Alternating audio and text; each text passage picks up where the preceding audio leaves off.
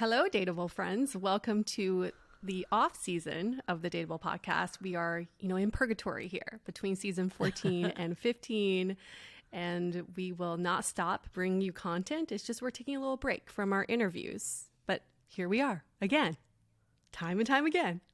I love the off season because it also gives us an opportunity to share some of the podcasts we were on. Mm-hmm. And, we have one today. We have a podcast that we did with Sydney Latwaco from The Bachelor.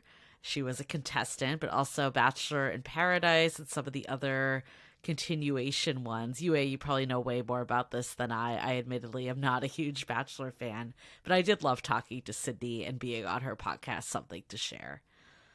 She was on our episode or on our season, and we talked about how she went from having no relationship experience to getting engaged to someone who slid into her DMs. Yes. It's actually quite the cutest love story. But on her podcast, we talk about everything modern dating. And when we had this conversation, she was on tour, right? No, she was on tour for our podcast. Ours, yes. That's what it was. Yes. For this so one, she was in her home in Ohio. I remember being like, damn, I really like your recording area. And she's like, this is just my hallway. Yeah, she has a really cute space. And on her podcast, we talk about, this is when West Elm Caleb was like the big deal. Thank goodness people are forgetting about him. Oh my God. He's roaming the streets now. No big deal. Nothing happened. There's a new guy we learned about, right? Long Island Kevin. Was that who it was? Too many of these. Just bad dating behavior. But we talk about him not too much. And then we just talk about general modern dating. It's a really cute conversation because...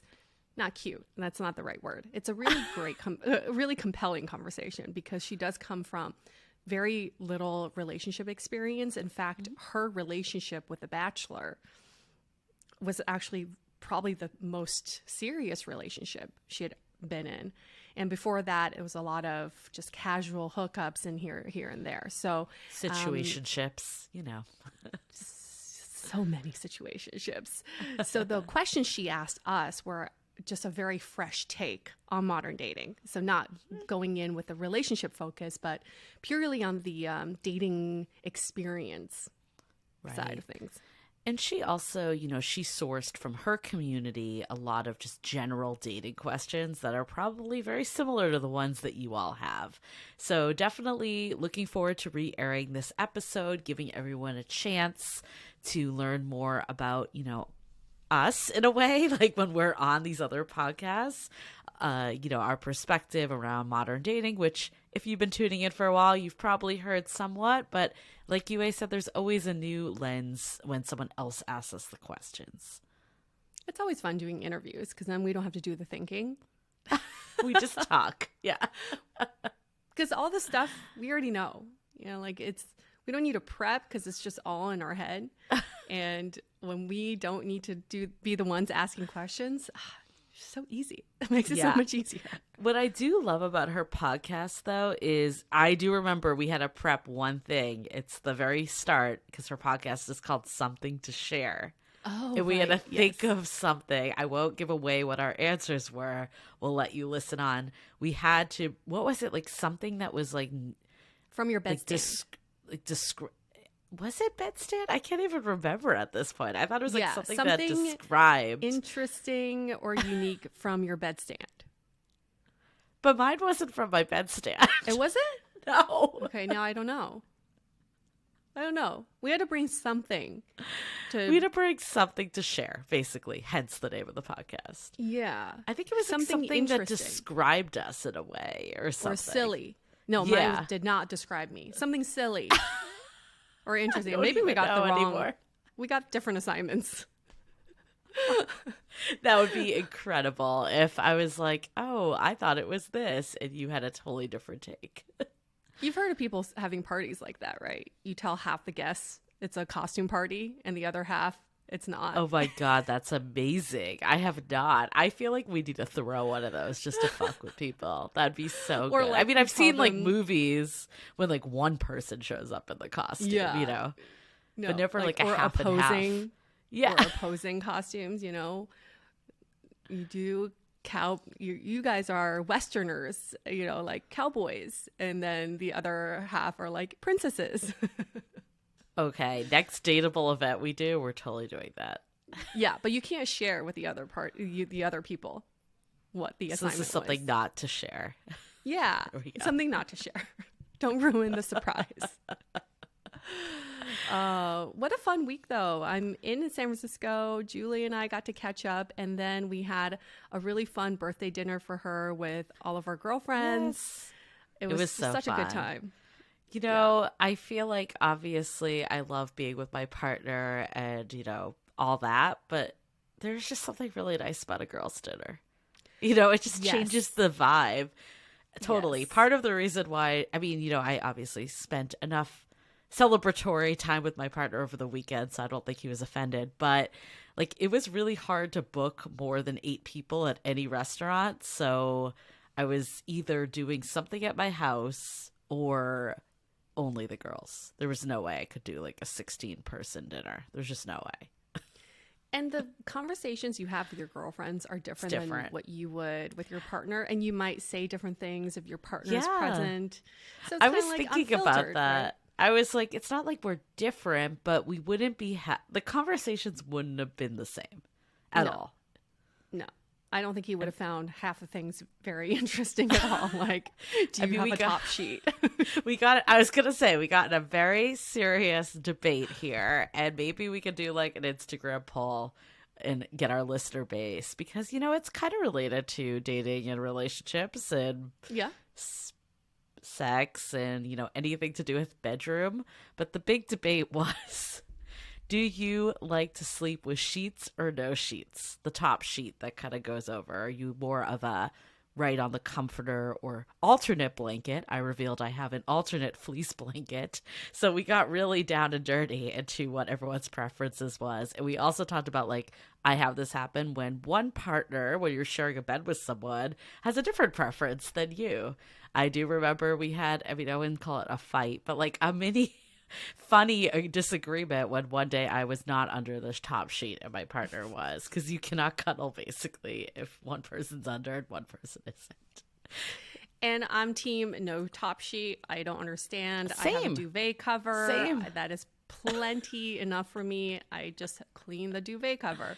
With the top sheet, I feel like I often kick it to the side. When I'm at hotels, I just rip it out because I don't use it. I don't understand the purpose of it. Yeah, so I've always had a top sheet, but until my current partner, I've never used it.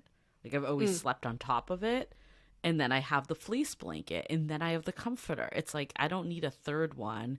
And, this is the debate too. I feel like it's warmer when you're on the fleece blanket than on the sheet, but then the argument is you have more layers.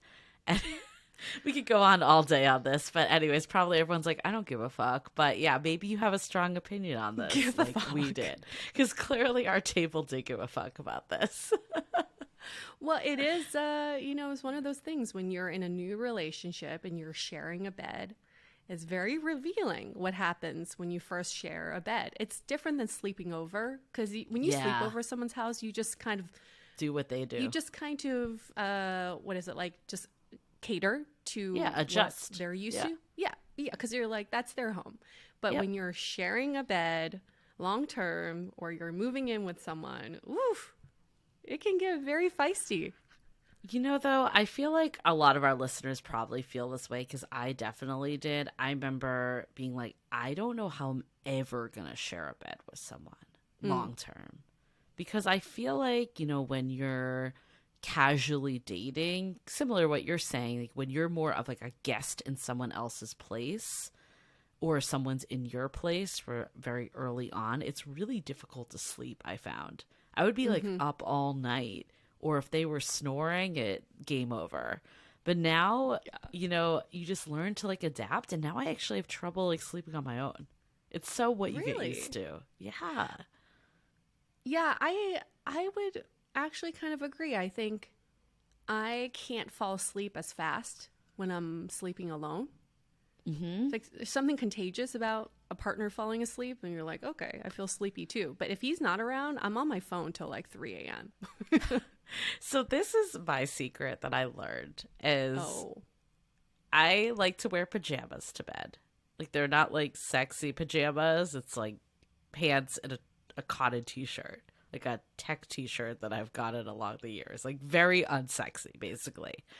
And when you're like trying to kind of impress someone new, you don't want to wear that. Oh, yeah. But then I learned that that was part of the reason I had trouble sleeping because I was out of my normal attire, you know, like in some robe or something that I would never sleep in normally. And then basically when I was like, fuck it, I'm just going to wear this stuff, that's when I could sleep again.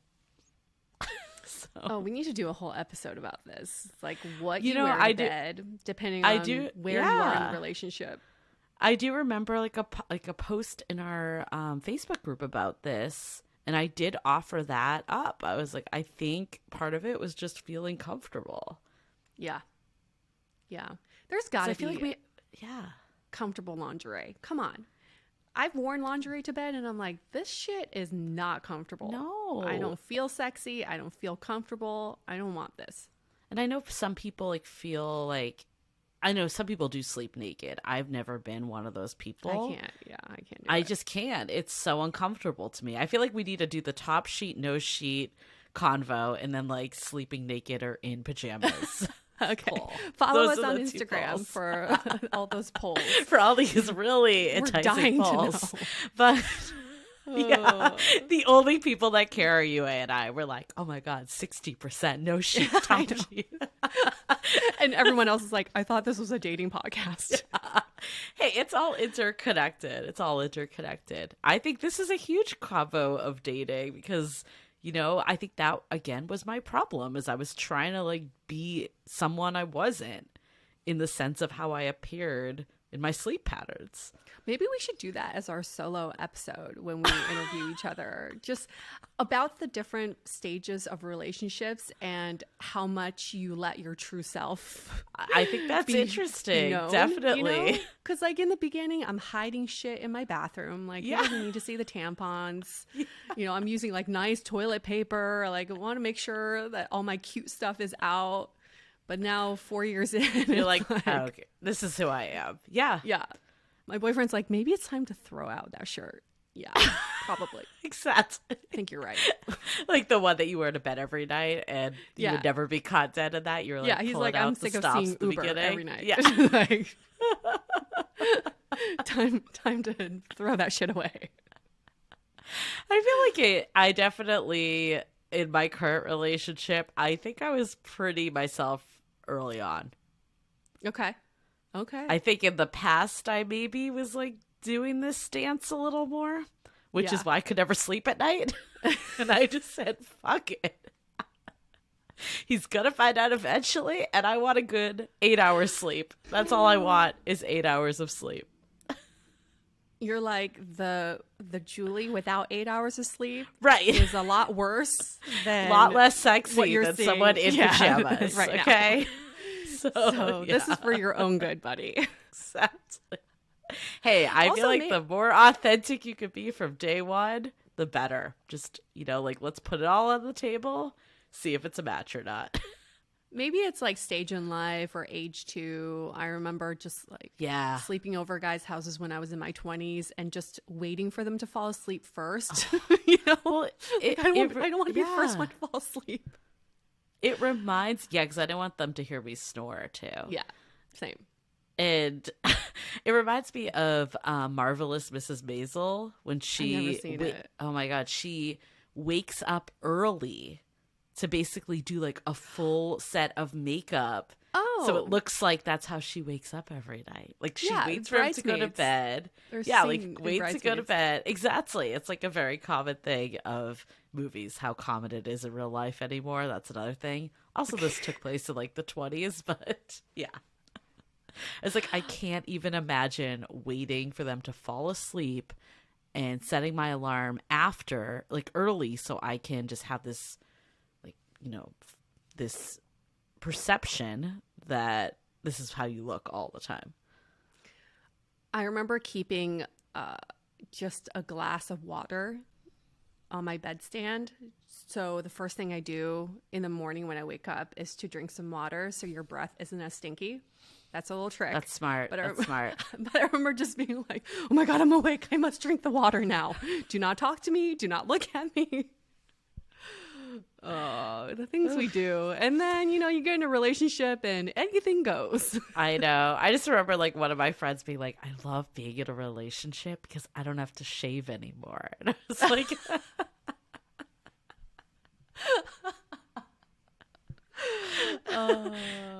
yeah, let's do that. Let's talk about the different stages of a relationship and also pooping, you know, that's... Oh my God, pooping is definitely one of them. Like, I feel like you hide it and now I'm just like, look, this is what's happening. Like, it's not even a big deal. I can't be constipated anymore. Okay.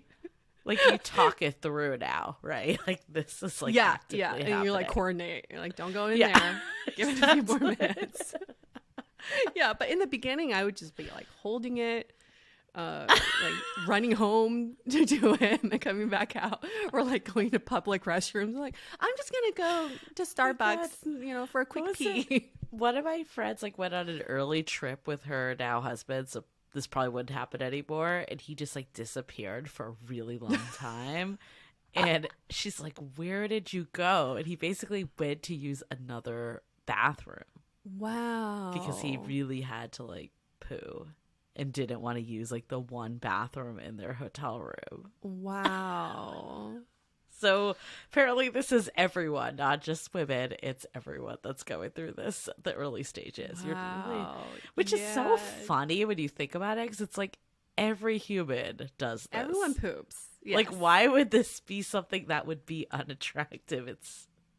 It's human nature.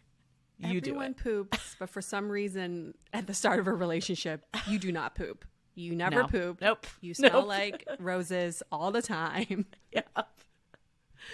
What was that review we got that we only talk about shitting or something? Oh my God.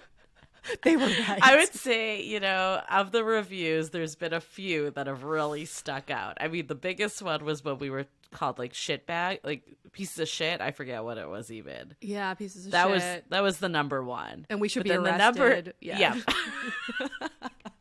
God knows who put that up. The second one was definitely that we talked about number 2 a lot. Oh, yeah. It was written that way. And, you know, talk about I mean, granted, we are talking about it right this minute, but I would say I could count on the number of 250 episodes we've done. Or, sorry, 300 episodes we've done. Shit, yeah. 300 literally, episodes shit. we've done. Yeah. Out of the 300 episodes, I think it may be 3. Like, come on. And then my other favorite review we got was when someone over the pandemic, when I was not dating at all, told me that I sounded like I had a wild, unstable dating life. Like, you're like, yes. I was like, I wish I did right this minute, to be what a compliment. Honest. Yeah. And I'm like, have you heard of modern dating? And also it's like, we are pulling from 10 years of experience here. This is not all happening day of. The reviews are so funny. They are. Some people are catching us at a snapshot in our life, and they're maybe listening to like 2 or 3 episodes and coming to conclusions about us through those 2 or 3 episodes. It's fine. It's human nature, but they're super entertaining when they're like so outlandish, saying we should be arrested and that we are promoting, what were we promoting? Like violent women, behavior? basically like women to speak up for themselves. Like, that's the thing though, is you don't know who these people are at all. Yeah. Like, I feel like I actually, because you can like see other people, the reviews they leave for other podcasts. And I remember like the woman that said that I had the volatile dating life was like married for years. It's like, you know, it's just, oh, to her, yeah, right. It's all relative. So it's like anyone else is like, yeah, this is modern dating. This is normal, right? You just don't know. Wild. Well, we'll talk more about that on this episode. You'll hear it in this episode too. Right. We'll get into all the dating questions where all the people that are actually dating will understand and feel the pain and not think that it's wild and volatile. Or maybe you do, but just accept that's kind of what's going on. Announcements. At Dateable Podcast is where to follow us. If you want to take those polls that we alluded to, you should get on there now because they'll be coming And Loving the Time of Corona is our Facebook group. And of course, you can join the Sounding Board, which is our premium community where, you know, I was thinking about this the other day, is like our episode last week, we talked about the importance of love in your life. And I think community plays into that too. And we definitely saw that in the thick of the pandemic, is it really helped with loneliness and just mental health to have other people that get what's going on for you. Like we were just talking about, modern dating can be a wild ride. And if you find yourself in a position where all your friends are married, and not to say that you shouldn't be friends with these people, of course, but they may not understand truly what you're going through. So the Sounding Board is a great place to be with other people that get it and can support you on your journey. And of course, us as well. We'll be there. We do monthly office hours where you can ask us anything.